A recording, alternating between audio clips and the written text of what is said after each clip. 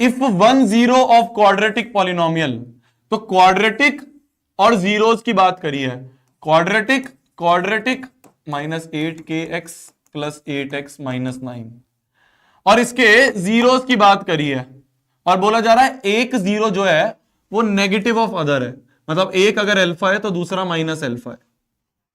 तो क्वाड्रेटिक और जीरोस की बात करी है, क्वाड्रेटिक और जीरोस की बात करी है, क्वाड्रेटिक और जीरोस की बात करी है, क्वाड्रेटिक और जीरोस की बात करी है।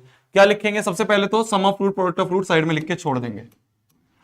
पहले तो इसको सही से क्वाड्रेटिक बनाओ। देखो ये अभी क्वाड्रेटिक सही से नहीं है, 4x² माइनस माइनस, अब देखो ये x को कॉमन ले लो, क्योंकि x ऐसे होता है ना, ax² plus bx plus c होता है, तो x जो है वो कॉमन होता है, तो यहां तो x अलग अलग में है, तो पहले इसको अलग अलग में लिख लो। तो अलग अलग को कॉमन ले लिया, अंदर बचा माइनस कॉमन लिया, तो अंदर बचा 8k माइनस 8, माइनस 8 के प्लस हो जाएगा और प्लस 8 माइनस हो जाएगा क्योंकि माइनस कॉमन लिया है, माइनस 9। अब ये बन रहा है ax² plus bx plus c की फॉर्म में, और इसके रूट्स हैं अल्फा और माइनस अल्फा। अब ये बन रहा है क्वाड्रेटिक। अभी मैं क्वेश्चन आगे नहीं पढ़ूंगा, मैं कहूंगा अच्छा क्वाड्रेटिक और रूट्स के बारे में बात करी गई है, तो सम ऑफ रूट्स लिखूंगा और प्रोडक्ट ऑफ रूट लिखूंगा।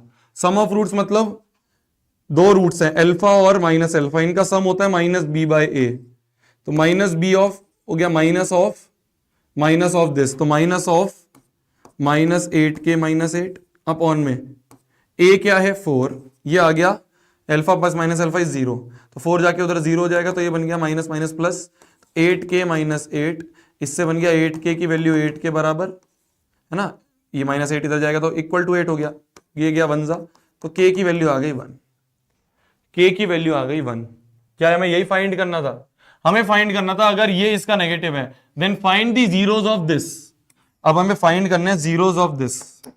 ये क्या है? ये है kx² plus 3kx plus 2, k की वैल्यू तो 1 है तो k की जगह 1 रख दे, तो x² प्लस 3x प्लस 2, इसके जीरोस फाइंड करने हैं।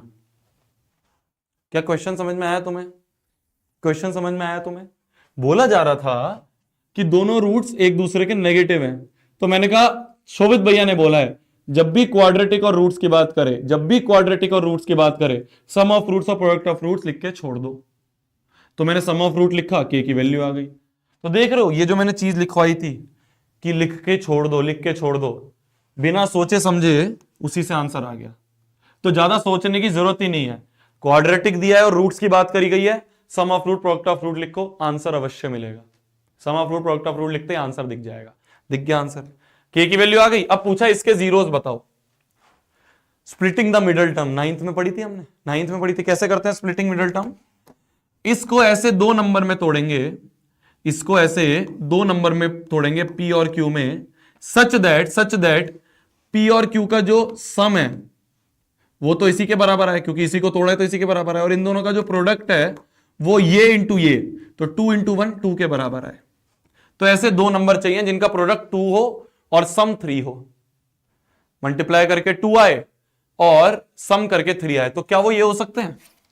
क्या उनको बोल सकता हूं 2x प्लस x, तो 2 इंटू 1 3 बन गया और 2 प्लस 1 3 बन गया, तो इसको मैंने 2x प्लस 3x में तोड़ा, 2 इंटू 1 2 इंटू 1 2 मिल गया, प्रोडक्ट 2 चाहिए था तो 2 इंटू 1 2 मिल गया, और ऐड करके 3 मिल गया। बहुत बढ़िया, ये +2 ऐसे का ऐसा, ये x² ऐसे का ऐसा। यहां से x कॉमन ले लें तो x प्लस 2 अंदर बचा, यहां से 1 कॉमन ले लें तो x प्लस 2 अंदर बचा, पूरे में से x प्लस 2 कॉमन ले लें तो अंदर क्या बचा? x प्लस 1 बचा। जीरोस निकालने तो इसको इक्वल टू 0 कर दो, तो या तो x प्लस 2 0, या तो x प्लस 2 0, या x प्लस 1 0। तो यहां से x की वैल्यू आ गई -2 और यहां से x की वैल्यू आ गई -1, यहां से x की वैल्यू आ गई -1। क्लियर है जी?